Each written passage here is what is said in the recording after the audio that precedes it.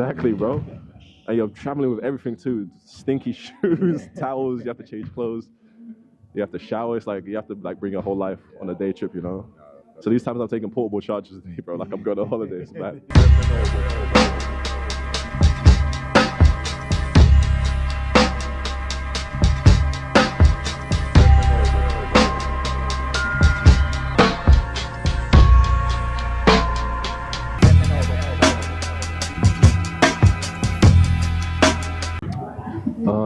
I think just finding a good facility, because obviously there's good places to like do basketball, but there's not great places to do workouts like in the weight room. Then there's not great places to recover. So it's just finding that one, and there's not great training everywhere. So it's just like finding the mixture of those four things in one place without having to travel so far. And obviously we have good like public transport. You can get Ubers, but it starts to add up, you know.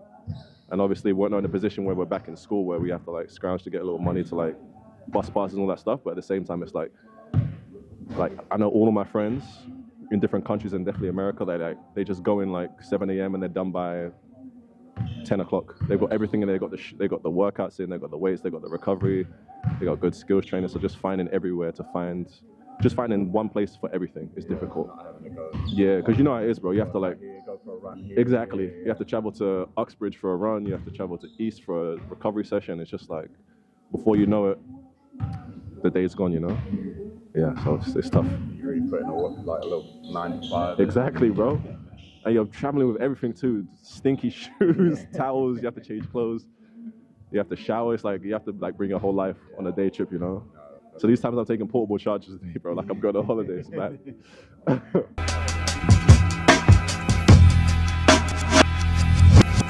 It's a lot of things. I think infrastructure and like clear pathways for success. I think if you look at other countries, so often you see young players making jumps to first teams, playing in high-level competition from a young age.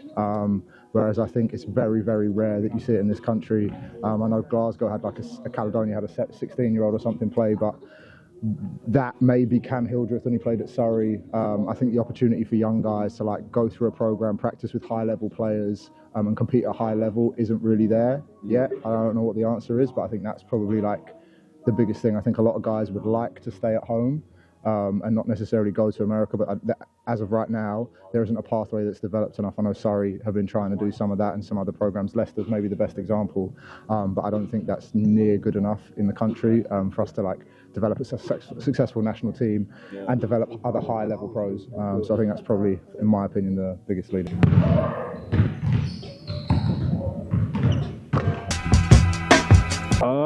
I would say maybe just a lack of just like resources, really. Like obviously there's ways around stuff, but then just like, especially growing up, maybe not have a ton of money, so you have to obviously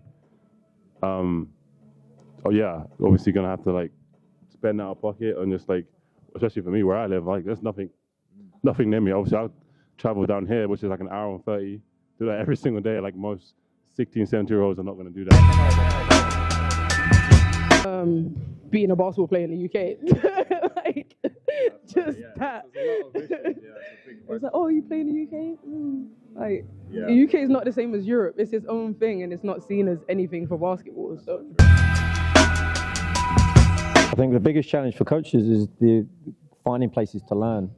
I think that there are good coaches around the country, but then a lot of clubs will do their own coaching education because they don't have a resource to learn. So they learn a lot by trial and error and doing their own things, and they've done great jobs and whatnot. But like, even for me, it's, you know, where have I learned from? It's just because of the environment I've been here at Barking. I've just been lucky that I've had like Luis and Lloyd and Mark and James and, you know, Dayan when he was here. Like, I've just been super blessed. But, you know, people are doing things, unfortunately, by themselves and doing great jobs, fantastic jobs. But, you know, like, we need more as coaches to be guided of what should we be doing, what shouldn't we be doing. Identity as a basketball nation, right? Yeah, 100%. Like, our coaching course is not particularly great. So how are we learning from them? Like, if you go and watch the Spanish Federation's Level 3 course, it's incredible. But do we have that here? I don't think we do. Like, we've just made it work, and I think we're doing a great job. But obviously, we can all including myself in here, we can do better. But like the other challenge that I think as basketball coaches and especially clubs is time, because things are so expensive. So teams are only practicing twice a week. You know, in theory, that's not actually enough. You know, and the governing body or whoever, and I know it's a business when you hire out sports centres and whatnot, but it's extortion. So teams are now only practicing once, lucky to be practicing twice a week. I think most teams do, but it should be 3 days a week, at least minimum. But court's so expensive, and I think that's a huge challenge. Like, not even you could go to UEL and hire a court. Like, it's what, £28 a session, an hour? Access is a huge problem. So with a mixture of, you know, not having resources to learn, you have to go out and find your own resources to actually do that stuff.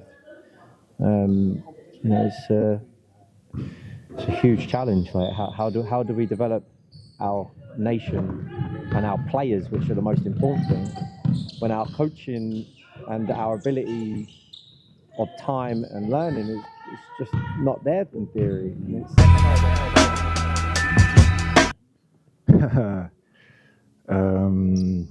Lack of respect is one. Because, you know, we're not respected how we feel like we should be, but, you know, again, we've got to earn that. I would say, accessibility. So, you know, not everyone has the same opportunity to be able to work out and put in work over the summers and stuff. So, yeah, those are probably the biggest ones. And then there's obviously money and all of that kind of stuff. But probably those two for sure. Access, easily. Like, I come home, I live in Essex, and I mean, Barking's not far, it's a 30-minute drive, but you go to America, I had access 24/7 to any gym I wanted to go in. Here, I'm driving 30 minutes to come with Ricky, work out at Barking. Around Essex, there is nothing. Like, you could book out a leisure centre, but that's what, 40, 50 quid an hour? And you're never going to get it because badminton's got it, or squash has got it, or racquetball's got it, or whatever it is. Handball, I don't know. Yeah. But yeah, access is the big thing. And then, I don't know, just reputation maybe, just being a British player. It's just, I feel like it just, I don't know, there's just something about it, just other people just look down their nose at you. You know what I mean? It's just, people get a bit snobby. Yeah, like disrespect, exactly. Like, yeah, I think it's getting better for sure, but yeah, I mean, access is the main thing, I'd say. Yeah, yeah. I'll get better with players like you, man. Appreciate it. One more.